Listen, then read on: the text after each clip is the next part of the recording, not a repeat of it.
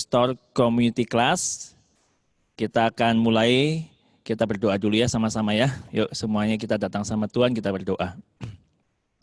Tuhan, terima kasih buat malam ini kami bisa berkumpul bersama-sama Tuhan dari berbagai kota, bahkan sampai di luar negeri Tuhan, boleh bergabung dalam kelas ini Tuhan. Kelas ini adalah kelas di mana Engkau menyatakan kehendak-Mu buat setiap pribadi kami masing-masing Tuhan. Betapa Engkau ciptakan kami begitu mulia berharga Tuhan. Sebentar Tuhan kami mau belajar, kami minta Roh Kudus cengkeram hati dan pikiran kami supaya kami bisa konsentrasi Tuhan. Kami bisa mendengar firman Tuhan, bisa mendengar kebenaran firman Tuhan, karena kebenaran itulah yang akan memerdekakan hidup kami. Kami serahkan Tuhan dari awal sampai akhir, Roh Kudus sepanjang pemberitaan firman Tuhan, pengajaran, Engkau bekerja ya Tuhan. Engkau memulihkan, Engkau membongkar semua pekerjaan iblis selama ini dalam hidup anak-anak-Mu Tuhan. Dicabut semua ya Tuhan, digantikan, ditanam yang benar ya Tuhan. Terima kasih Bapa, kami siap mendengarkan firman-Mu. Di dalam nama Yesus, kami mengucap syukur, kami berdoa. Amin. Oke, kita akan lanjutkan di sesi yang ketiga ini ya. Kita dalam sesi yang ketiga ini kita akan belajar tentang satu kebenaran, yaitu tentang keberhargaan yang sejati ya. Kemarin kita sudah belajar di sesi sebelumnya tentang ada rumus iblis ya. Saya harap teman-teman masih ingat ya, atau sambil buka modulnya dibuka lagi ya. Rumus iblis yang menghancurkan, yang menipu kita semuanya ya. Apa bunyi rumus iblis? Dia berkata bahwa saya berharga ya. Saya berharga kalau penampilan saya atau prestasi saya itu baik ditambah apa kata orang. Ya. Iblis menyusupkan itu bahkan dari kecil. Bahkan dari mungkin kita masih kanak-kanak ya. Kadang-kadang orang tua juga nggak ngerti kebenaran, jadi orang tua juga tanamkan dari kecil ya. Kalau kamu ya nilainya bagus, nah ya kamu anak papa. Ya, sehingga kita berpikir saya harus berpenampilan baik, saya harus berpenampilan baik ya, supaya dihargai. Dan ditambah dengan apa kata orang ya. Ada orang-orang yang sangat terganggu dengan apa kata orang ya. Kalau temannya ngomongin negatif dia stres, kalau dia diomongin yang negatif, dikritik dia stres ya. Hidupnya bergantung sekali dengan apa kata orang.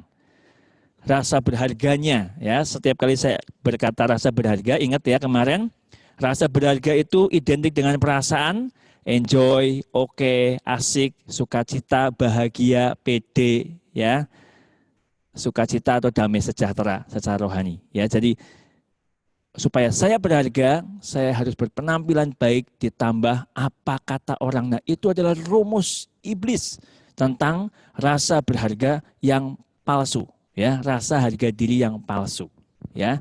Bukan berarti kami mengajarkan supaya kita nggak berpenampilan baik, bukan.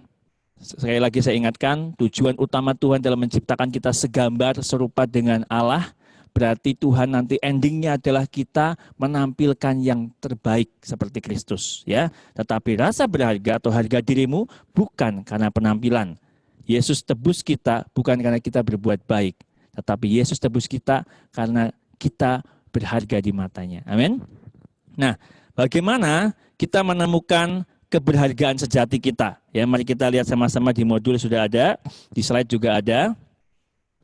Yang pertama ya, semua manusia berharga di mata Tuhan. Semua manusia itu berharga di mata Tuhan. Oleh karena itu, Yesus mau mati untuk semua manusia. Ya. Yesus mau mati buat manusia. Mari kita lihat sama-sama Roma 5 ayat yang ke-8. Roma 5 ayat 8. Ya. Akan tetapi Allah menunjukkan kasih-Nya kepada kita oleh karena Kristus telah mati untuk kita ketika kita masih berdosa. Pada waktu kita masih berdosa, berarti penampilannya baik nggak? Berarti ada prestasi nggak di mata Tuhan? Nggak ada, saudaraku. Tapi Yesus mau mati. Berarti Dia menghargai kita Dia mengasihi kita bukan karena apa yang kita perbuat, kita tampilkan. Dia mengasihi kita karena pribadi kita, saudara. Ya, semua manusia berharga di mata Tuhan. Kenapa? Karena Yesus mati buat semua orang. Bahkan di firman Tuhan yang lain berkata bahwa kehendak Tuhan adalah semua orang diselamatkan. Amin. Ya, jadi setiap kita berharga. Tetapi orang yang belum lahir baru atau dia belum percaya Yesus tidak akan pernah menemukan rasa berharga yang sejati. Nah ini dia. Kita nggak pernah bisa merasakan harga diri yang sejati, yang benar, selama kita nggak ketemu pencipta kita. Amin. Ya. Hanya pencipta kita yang bisa memulihkan harga diri kita. Ya, keberhargaan sejati kita, saudara. Kita bisa membangun harga diri dari apa kata orang, dari yang kita miliki, dari keuangan, dari penampilan cantik, tapi itu tidak pernah sejati. Kenapa? Karena rapuh, gampang hancur.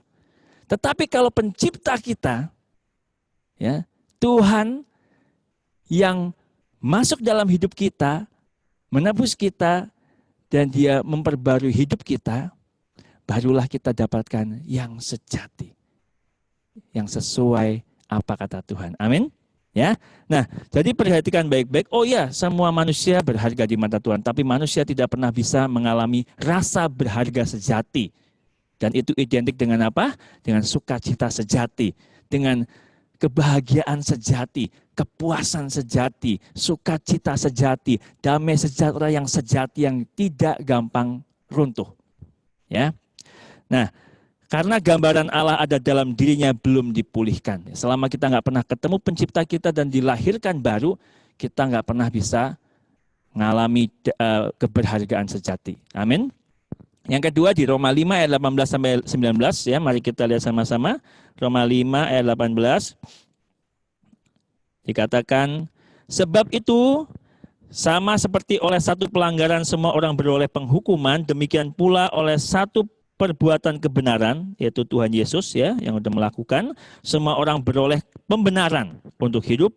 Jadi sama seperti oleh ketidaktaatan satu orang, yaitu Adam, semua orang telah menjadi orang berdosa, udah kehilangan rasa berharga sejatinya. Demikian pula oleh ketaatan satu orang, semua orang menjadi orang benar. Wow. Dan saudara tahu bahwa semua janji Tuhan itu diberikan buat orang benar. Kalau saudara hari ini sudah terima Tuhan Yesus, saudara sudah jadi orang benar. Ya, saudara kelahiran baru mengembalikan gambar Allah dalam diri manusia. Saudara dikembalikan jadi orang benar di mata Tuhan. Amin.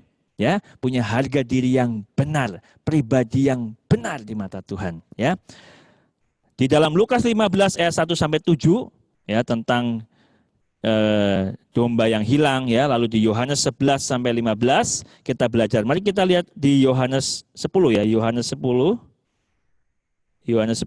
ayat 11 sampai 15 dikatakan, akulah gembala yang baik memberikan nyawanya bagi domba-dombanya. Sedangkan seorang upah yang bukan gembala dan yang bukan pemilik domba itu sendiri ketika melihat serigala datang meninggalkan domba-domba itu lalu lari. Sehingga serigala itu menerkam dan mencerai-beraikan domba-domba itu. Ia lari karena ia seorang upahan dan tidak memperhatikan domba-domba itu. Ayat 14. Akulah gembala yang baik dan aku mengenal domba-dombaku dan domba-dombaku mengenal aku. Ya. Ayat 15. Sama seperti Bapa mengenal aku dan aku mengenal Bapa, dan aku memberikan nyawaku bagi domba-dombaku. 2 kali dikatakan Yesus berkata, aku berikan nyawaku buat domba-dombaku. Tuhan berikan nyawanya sendiri. Tuhan berikan hidupnya sendiri buat tebus kita. Itu artinya bahwa kematian Kristus adalah bukti bahwa saudara dan saya berharga di matanya. Amin. Ya. Kalau saudara dan saya nggak berharga, dia nggak mau berikan nyawanya buat kita. Dia mau berikan karena kita berharga. Amin. Kalau ada teman-teman di sini yang selama ini, aku berharga nggak ya? Saya mau katakan kalau Yesus mati buat kamu, kamu berharga. Jangan pernah akhiri hidupmu ya dan berkata, hidupku sia-sia, aku hanya sampah dunia. orang paling buruk di dunia, ya, sehingga tidak ada gunanya saya hidup, lebih baik saya mati. Ya, saya mau katakan Yesus mau mati buat saudara. Berarti saudara berharga di mata Tuhan. Amin. Ya. Nah, karena itu kita punya rumus Tuhan tentang harga diri. Ya, mari kita sama-sama, nanti saudara bisa tulis di situ, ada slide-nya juga ya. Rumus Tuhan. Jadi ini rumus yang benar tentang harga diri yang sejati. Ya, kalau yang kemarin rumus iblis, harga diri yang palsu. Ingat, yang palsu dan yang asli itu mirip ya, hampir sama, tapi beda. Ya, daya tahannya beda, keawetannya beda, ya, hasilnya beda. Rumus Tuhan harga diri yang sejati berkata apa? Bisa ditulis nanti ya.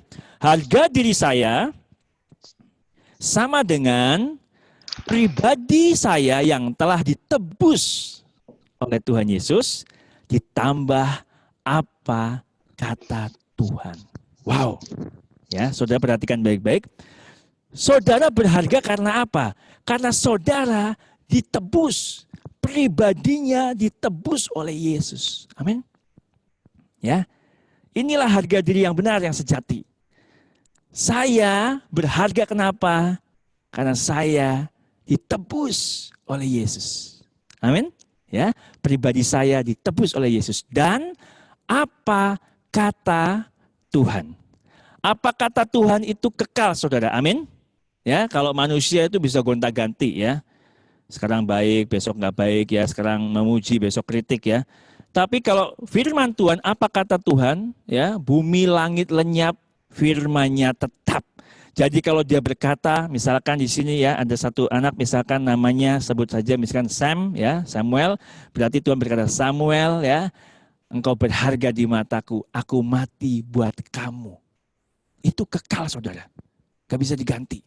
Ya, aku terima kamu waktu kamu masih berbuat dosa, aku mau mati buat kamu.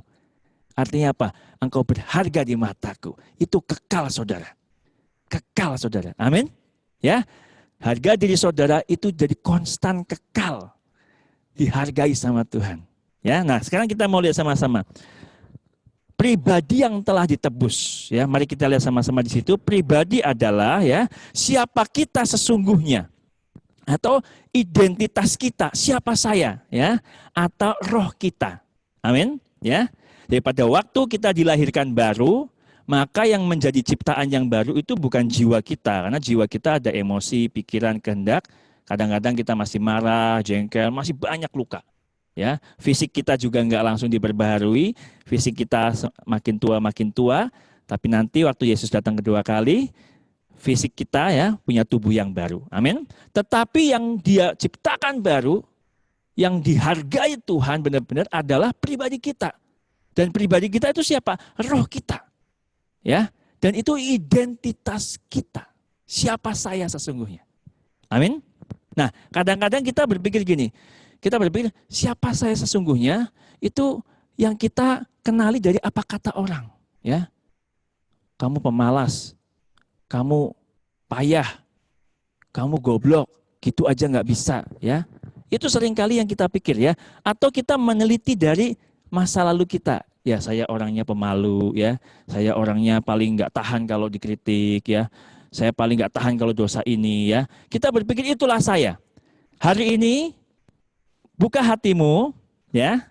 Dengarkan firman Tuhan, percayai firman Tuhan, ya. Mari kita lihat. Pribadi adalah siapa kita sesungguhnya. Terus, pribadi saya adalah, lihat. Pribadi saya adalah apa yang telah Kristus selesaikan di kayu salib buat saya. Amin.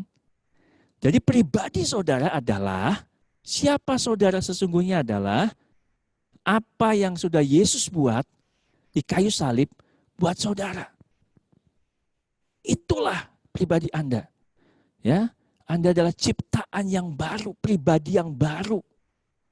Di mana yang lama sudah berlalu. Pribadimu adalah apa yang Kristus telah buat di kayu salib. Yes! Hari ini saya berharap, saya berdoa sungguh-sungguh, saudara mulai selidiki betul-betul ya.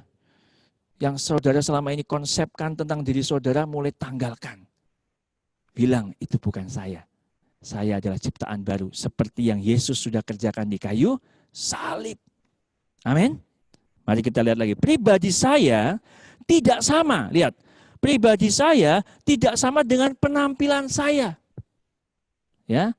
Saudara, siapakah saudara sesungguhnya tidak sama dengan penampilan saudara. Saudara kalau mau bilang hari ini ya saudara masih jatuh dalam dosa. Tapi saudara bukan pendosa. Saudara mungkin masih nonton film porno, tapi saudara bukan orang cabul, ya. Mungkin saudara masih bisa bohong penampilan saudara, tapi saudara bukan pembohong. Ya, amin. Ya. Saudara mungkin masih ngalami banyak problem hari-hari ini ya. Masih penampilannya masih jelek, mau ikut Tuhan masih belum sungguh-sungguh, baca firman Tuhan masih bolong-bolong ya, masih jatuh dalam dosa, masih banyak konflik. Tapi saya mau bilang sama saudara, pribadimu tidak sama dengan penampilanmu. Amin. Ya, akui itu kebenaran. Ya, tidak sama dengan perasaan saya juga. Bahkan yang kamu rasakan sekarang pun, atau hari-hari ini kamu rasakan bisa jadi itu bukan pribadimu. Kak, jadi bingung deh. Nggak apa-apa bingung ya, karena kita lagi rekonstruksi kognitif. Amin. Ya, kita mau bangun diri kita di atas pondasi yang benar. Saudara, kalau kita berpikir pribadi saya sama dengan perasaan saya, ya berarti saudara mungkin hari ini adalah pribadi saudara mudi. Atau pribadi saudara adalah pribadi yang tukang konflik. Ya. Atau berarti saudara pribadi yang pemalu. Karena saudara perasaannya hari ini banyak naik turun. Betul? Jadi jangan samakan pribadi saudara dengan perasaan saudara. Ya. Pribadi saya juga tidak sama dengan pikiran saya, saudara. Pikiran itu jiwa, saudara, ya. Perasaan itu juga di jiwa. Pikiran kita yang seringkali error, yang seringkali merancang kejahatan, yang kadang-kadang juga dendam, ya, kadang-kadang ada macam-macam pikiran yang negatif. Saya mau katakan, itu bukan pribadi juga. Aduh Kak, tambah pusing Kak. Nggak apa-apa pusing-pusing, yang penting nanti kita bertumbuh, amin, dipulihkan ya. Itu juga bukan pribadi kita, ya. Juga nggak sama, pribadi saya tidak sama dengan keinginan saya. Saudara kan masih punya keinginan berbuat dosa, betul? Masih males ya. Masih harusnya mengampuni, masih nggak mau. Harusnya berdamai, nggak mau ya. Masih banyak keinginan-keinginan negatif. Ya, dorongan-dorongan nafsu negatif. Saya mau katakan saudara, pribadi saudara tidak sama dengan pikiran saudara, keinginan saudara. Amin. Bahkan pribadi saudara tidak sama dengan masa lalu saudara. Amin. Loh Kak, kalau begitu yang masa lalu apa Kak? Ya, mungkin itu adalah pribadi yang dibangun di atas harga diri yang palsu tadi. Ya, bukan yang sebenarnya.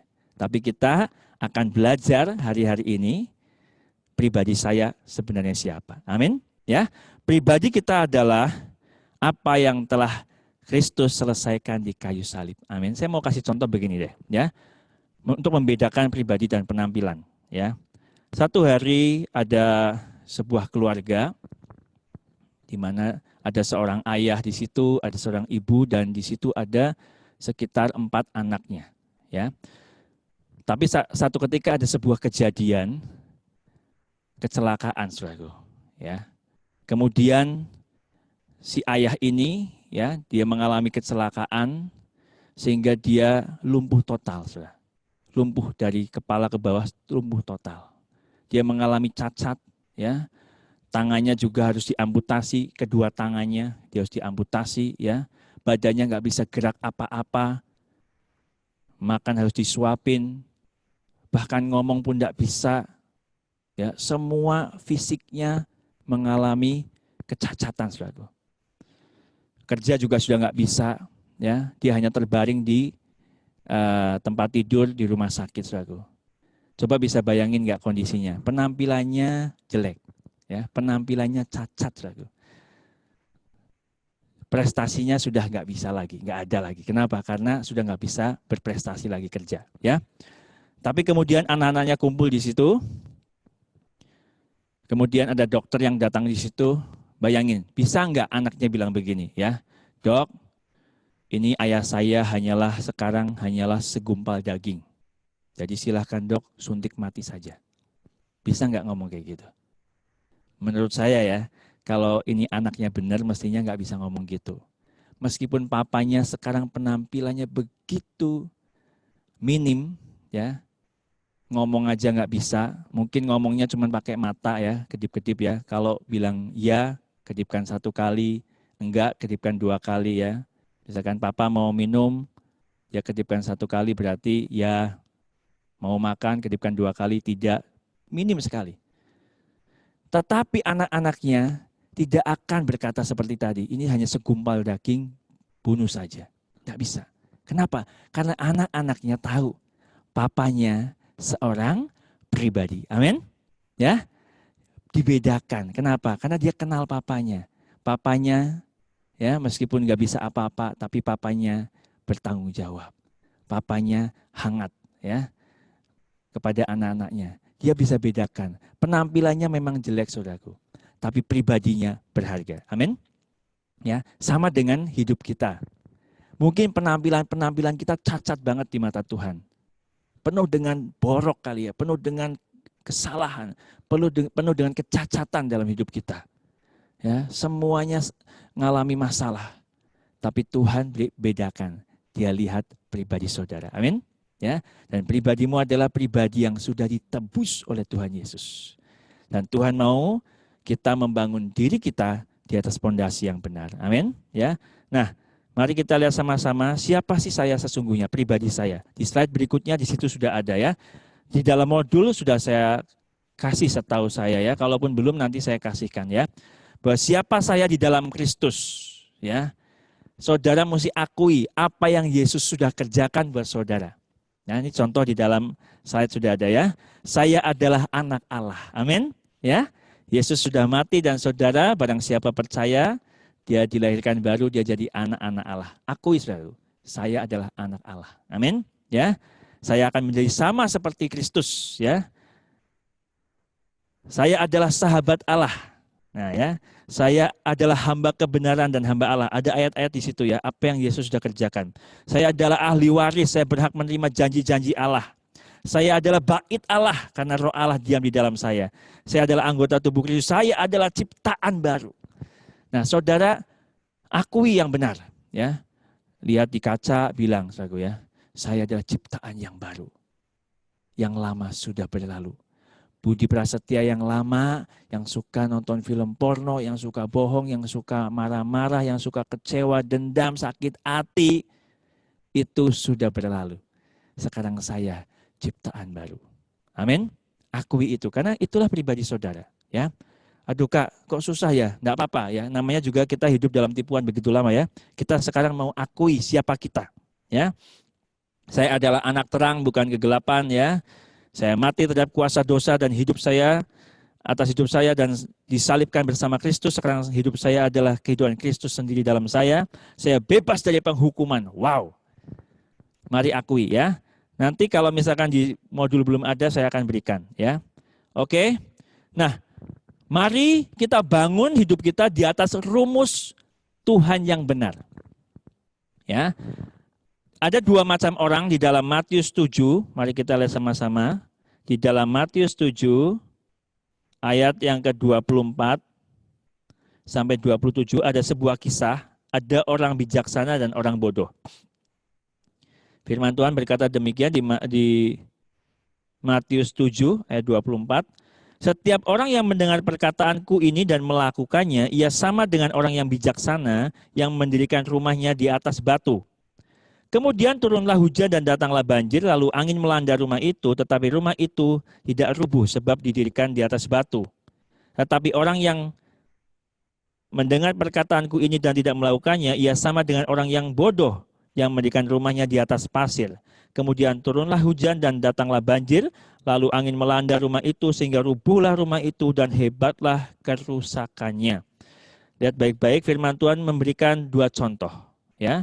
Ada orang bijaksana dan ada orang bodoh. Ya, di slide sudah ada di situ ya, lihat ya. Nah, orang bijaksana dari ayat ini ya, dia membangun di atas perkataan Yesus. Amin. Ya. Harga diri kita sama dengan apa? Pribadi yang sudah ditebus dan apa kata Tuhan, ya, firman Tuhan. Orang bijaksana adalah orang yang membangun harga dirinya. Ingat, harga diri itu berhubungan dengan sukacita, enjoy, asik, pede tadi ya. Di atas batu karang. Siapa batu karang? Tuhan Yesus. Ya, firman Tuhan. Tetapi orang bodoh membangun harga dirinya di atas pasir. Nah, apa itu pasir? Pasir adalah rumus iblis kemarin. Ya, penampilan dan prestasi kita ditambah apa kata orang. Nah, lihat gambarnya ya. Kedua-duanya sama-sama membangun rumah. Rumahnya itu apa? Ya rasa berharga. Ya, dan rasa berharga ini bisa dilihat loh. Ya, perasaan berharga itu bisa dilihat dari luar juga. Orang enjoy, orang oke kan bisa dilihat ya. Ketika dia jalan gayanya kayak apa? Ngambang 5 cm ya. Jadi, halo shalom. Nah, ya. Wah, ini orang pede betul. Maju ke depan, ambil mic ngomong gagah betul ya. Saudara-saudara, wah, kita bisa bilang, oh ini pede. Tapi tunggu dulu. Ya, bangunannya memang pede. Harga dirinya pede. Tapi pondasinya apa, saudara? Nah, lihat. Kalau pondasinya adalah penampilan, saudara, firman Tuhan bilang, itu orang bodoh. Karena penampilan bisa hancur. Ya. Kenapa sih kamu kok majunya jalan ke depan pede banget? Dia bilang, iya dong, kan bajuku bagus. Nah, baju bagus itu apa? Penampilan, saudara. Kenapa sih kamu kok pede banget? Ya kan gue cantik. Ya kan aku maco. Wah, gitu ya. Ya kan aku bawa mobil nih. Keren ya. Dia merasa berharga karena di pondasinya ada penampilan. Nah, saya mau tanya, penampilan bisa rusak nggak? Bisa, saudara. Ya, yang dulunya cantik, ya, dulunya mungkin bodinya body gitar, bisa berubah loh ya. Jadi bass betot lagi ya. Yang dulunya mungkin wajahnya begitu cantik, bisa berubah juga, ya. Sekarang punya mobil, bisa jadi ada sesuatu terjadi, mobil bisa hilang, bisa rusak, bisa dijual. Saudara kalau membangun rasa harga diri di atas itu, berarti saudara siap-siap nanti hancur juga. Amin. Apalagi di atas pujian orang. Apa kata orang? Ya, hari ini orang bisa kasih jempol, ya, kasih like, waduh ya. Jadi follower, jadi apa gitu ya. Tapi bisa juga orang yang sama besoknya bisa jadi kasih begini. Bisa jadi haters juga, ya. Kalau kita merasa berharga, saya enjoy asik karena apa kata orang, berarti itu pasir. Siap-siap saudara hancur lagi. Bukan sejati, saudara. Tapi lihat kalau orang bijaksana, ya. Dia bangun rasa harga dirinya, dia maju ke depan, dia gagah, pede, sama loh. Jadi bangunannya sama. Kita bisa lihat juga, ya, ini orang kok mantep banget ya. Shalom. Terus kita tanya, kenapa sih kamu maju ke depan kok pede banget? Dia bilang apa? Iyalah, saya kan ditebus Tuhan Yesus.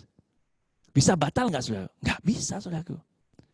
Mungkin penampilannya nggak bagus-bagus amat, ya. Mungkin bajunya juga nggak bisa beli baju yang bermerek, saudaraku ya. Karena mungkin dia bukan orang yang duitnya banyak.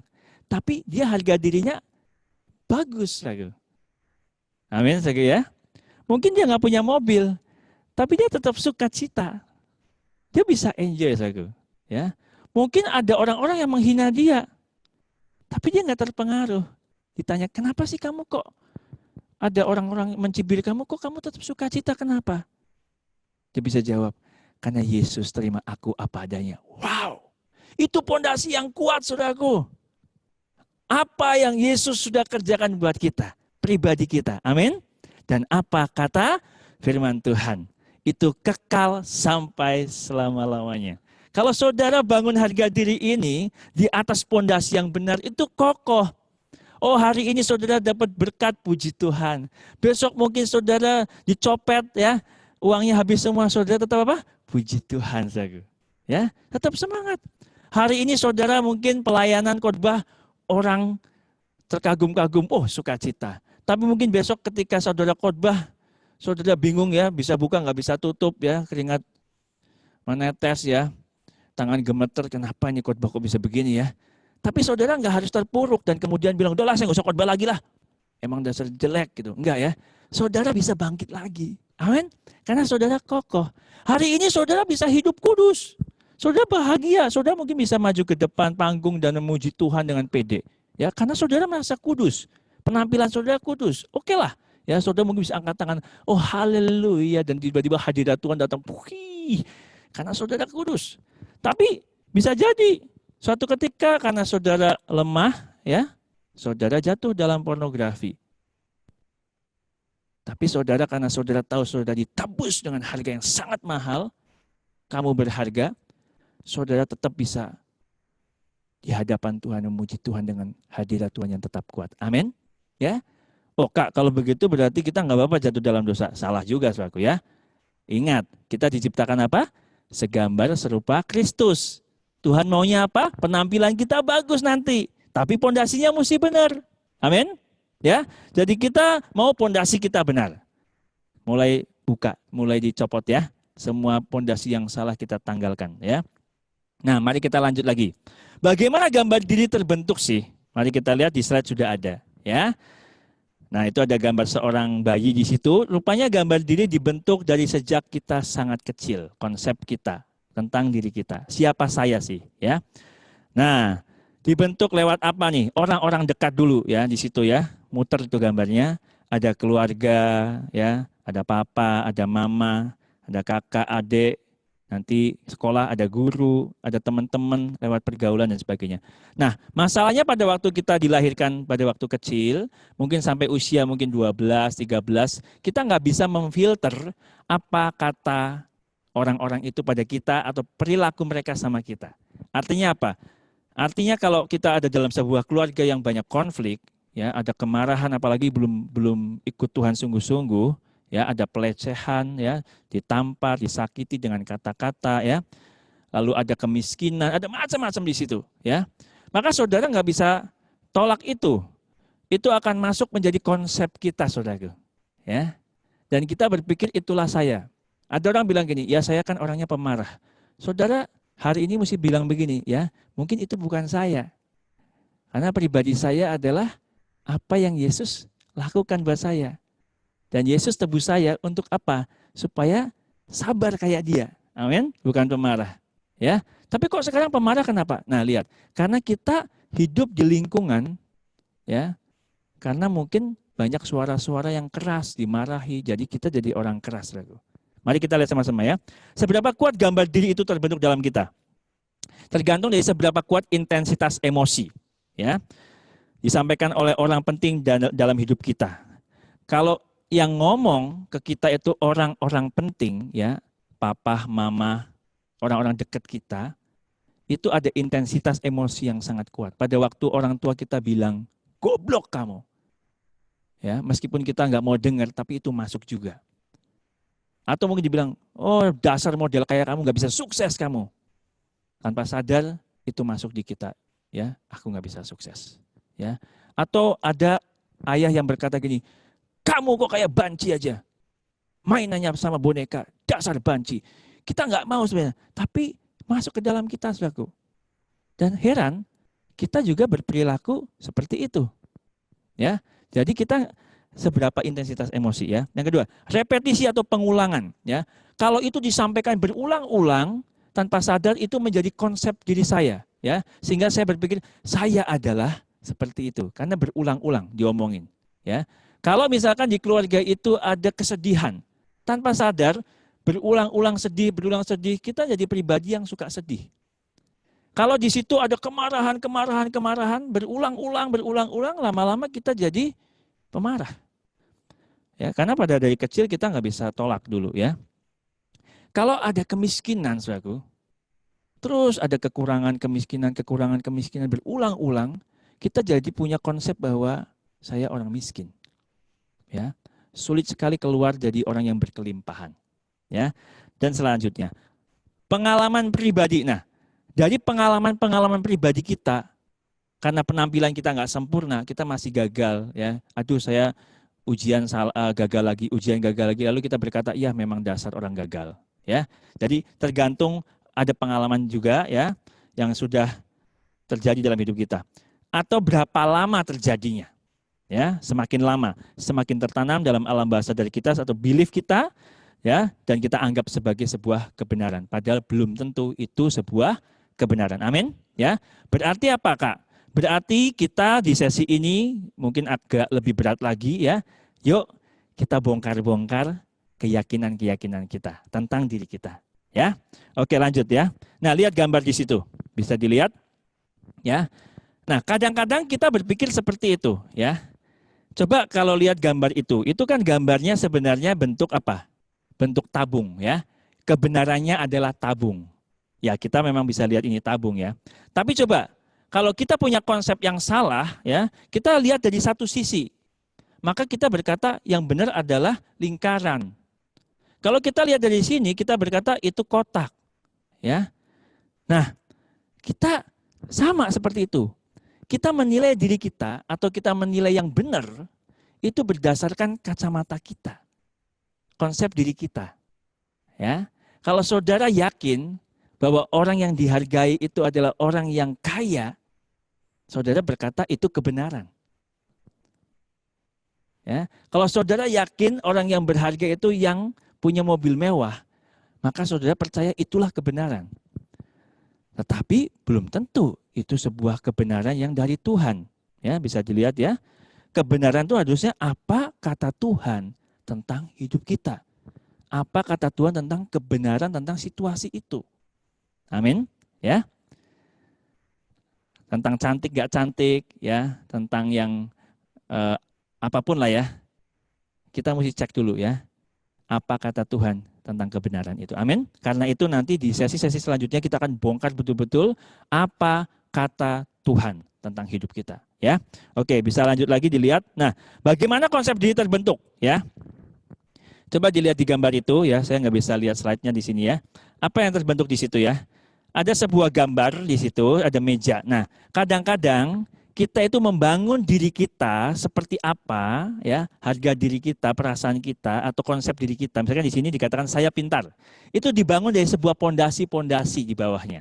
Seperti apa ini tadi meja ya. Di situ ada kata mama, kata guru, kata teman, nilainya bagus. Mungkin mama bilang, "Wih, kamu anak pintar." Gurunya juga bilang, "Wih, pintar sekali kamu ya." Temennya juga bilang, ajarin dong, kamu kan anak pintar. Wah, jadi pondasinya udah 3. Ditambah nilainya bagus. Dia makin yakin. Ya, saya anak pintar. Tapi apakah ini benar? Ya, kenapa? Karena ini rapuh, saudaraku. Ya, coba di next itu nanti berubah ya. Nah, bagaimana kalau mama kata-katanya nggak konstan? Satu ketika dia marah-marah, dia bilang, dasar anak goblok.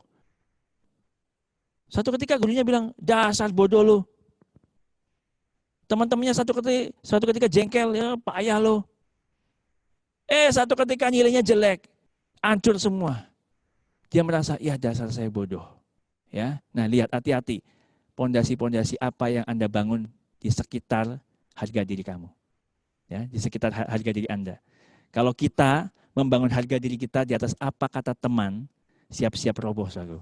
Ya, karena hari ini teman bisa puji kita, tapi teman juga bisa kata-katai kita negatif. Wah, ini salah satu pondasinya hancur. Kita mesti punya pondasi yang kokoh. Amin. Ya. Apa kata Tuhan tentang saudara itu jauh lebih penting dan lebih daripada semua pendapat orang lain, bahkan pendapat diri sekalipun, ya. Karena kita menilai diri dari penampilan saja selama ini. Oke? Nah, lihat gambar berikutnya, ada macam-macam emosi, ya. Apapun emosi Anda sekarang, jangan berkata bahwa ya saya pribadi saya adalah seperti ini, ya. Tetapi nanti saudara pada waktu saudara mengerti kebenaran, saudara dipulihkan, saudara punya konflik emosi apapun, saudara nanti akan jadi orang yang berbahagia, yang sukacita. Amin. Ya. Oke. Nah, lihat sama-sama di situ, ya, ada gambar. Ya, gambar seekor kerbau, ya. Ditarik dengan seutas tali kecil, ya, sama seorang anak kecil. Lihat ya. Anak kecilnya nggak pakai celana, makanya di ini ya, dikabur-kaburin ya. Hati-hati dengan keyakinan diri yang salah ya. Jadi kerbau yang besar dituntun dengan seutas tali tipis oleh anak yang kecil. Jika si kerbau mau, mudah saja ia lari kencang ke tengah sawah. Orang yang mengambil foto ini mengomentari begini, kerbau ini sudah yakin ia terkekang selamanya, yang kokoh itu bukan talinya, tapi keyakinan dirinya. Ya, jadi saudara, seberapa besar saudara akan mengalami pertumbuhan di dalam Tuhan, seberapa besar saudara akan mengalami pencapaian-pencapaian prestasi saudara ya. Nantinya itu tergantung dari apa yang saudara yakini tentang diri saudara. Kalau keyakinan saudara salah karena apa kata orang, ya, karena prestasi saudara yang gagal, itu rapuh, saudara nggak bisa lepas. Tapi kalau kita mau pakai kata firman Tuhan, saudara akan dibawa naik luar biasa. Amin. Ya, oke. Next, lanjut ya. Kita mau belajar apa saja yang menyebabkan kita punya harga diri yang salah atau konsep diri yang salah. Ya, ada 3 musuh utama. Ya, yang pertama adalah iblis. Ya, ini pelajarannya agak lama ya. Musuh utama ya, iblis. Mari kita lihat sama-sama di dalam 2 Tesalonika 2. 2 Tesalonika 2. Ayat 9 sampai 10 ya. Kedatangan si pendurhaka itu adalah pekerjaan iblis dan akan disertai rupa-rupa perbuatan ajaib, tanda-tanda dan mujizat. Mujizat apa? Palsu ya. Perbuatan ajaib, tanda-tanda dan mujizat palsu. Semuanya palsu ya. Dengan rupa-rupa apa? Tipu daya jahat terhadap orang-orang yang harus binasa karena mereka tidak menerima dan mengasihi kebenaran yang dapat menyelamatkan mereka. Perhatikan baik-baik. Iblis itu datang ya dengan apa senjatanya? Semuanya palsu. Senjatanya apa? Supaya saudara terima yang palsu? Dengan rupa-rupa tipu daya. Nah, silakan ditulis di situ ya. Senjatanya adalah tipu daya. Nah, iblis menipu kita. Iblis memang nggak punya kekuatan ya, tapi dia tipu kita. Dia bisa tipu kita lewat firman Tuhan juga ya. Diputar balikan ya. Tipu daya iblis yang terbesar dalam area gambar diri kita adalah apa? Rumus iblis. Nah, jadi saudara mesti tahu ya, rumus iblis itu senjatanya iblis. Ya. Orang bisa marah gara-gara dia percaya rumus iblis. Orang bisa bunuh-bunuhan gara-gara dia percaya rumus iblis. Ya. Coba lihat, ada orang yang bisa mau bunuh-bunuhan loh, hanya gara-gara ya di sebuah angkot gitu ya. Gara-gara kembaliannya nggak sesuai, ya, dia merasa terhina, lalu teriak-teriak, pukul-pukulan, ya. Ketika ditanya kenapa sih kok pukul-pukulan, cuman gara-gara uang Rp1.000 atau gara-gara Rp500, tersinggung. Emangnya kenapa kok bisa tersinggung? Iyalah dia injak harga diri saya. Nah, kenapa kok diinjak? Ya kan dia lakukan ini, omongannya nggak enak, lihat, saudaraku ya. Orang bisa pukul-pukulan, bunuh-bunuhan hanya gara-gara tersinggung, saudaraku. Iblis nggak perlu datang bunuh orang, dia cukup kasih rumus aja. Ya. Ada juga paham di satu suku berkata bahwa yang berharga itu kalau yang laki-laki, yang perempuan nggak berharga. Yang penampilan laki-laki itu berharga, yang perempuan enggak. Sehingga pada waktu dia lahir ketahuan anak perempuan, saudaraku, dibuang, saudaraku, dibunuh. Ada, saudaraku, ya, suku yang seperti itu. Iblis nggak perlu bunuh anaknya, dia cukup masukin rumusnya aja. Yang berharga yang cowok, yang cewek bunuh aja nggak apa-apa, saudaraku ya. Penampilan cowok, saudaraku. Nah, ngeri sekali, tipu daya, ya. Yang kedua adalah dunia. Mari kita lihat sama-sama di Kolose 2. Kolose 2, ayat yang ke-8, ya. Hati-hatilah supaya jangan ada yang menawan kamu dengan filsafatnya yang kosong dan palsu menurut ajaran turun-temurun dan roh-roh dunia tetapi tidak menurut Kristus. Jadi senjatanya dunia tadi adalah filsafat kosong dan palsu. Ya, silakan ditulis ya. Filsafat adalah nilai-nilai bersama yang dipercayai oleh suatu masyarakat dan dianggap sebagai kebenaran. Ya, masyarakat itu bilang apa? Yang berharga yang mana? Masyarakat kita bilang apa? Oh, yang kaya yang berharga. Apakah itu benar firman Tuhan? Bukan. Ya. Oh, yang berharga itu yang sekolahnya di sini, ya, atau yang punya title ini. Ya, itu masyarakat, ya. Oh, yang berharga di orang kita adalah orang yang kaya, ya, apa bisa bisnis gitu ya. Kita kan orang Chinese ya, harus sukses ya. Nah, gitu ya. Oh, yang berharga adalah keturunan ningrat tertentu atau darah biru ya, atau ya kita orang ini ya kalau orang yang sana itu nggak berharga, ya. Jadi itu filsafat, saudaraku. Filsafat, ya, banyak filsafat dunia, norma-norma dunia, ya, tentang harga diri. Oh, yang langsing itu, yang Miss Universe itu yang berharga, ya. Kalau yang Miss lainnya nggak berharga gitu ya.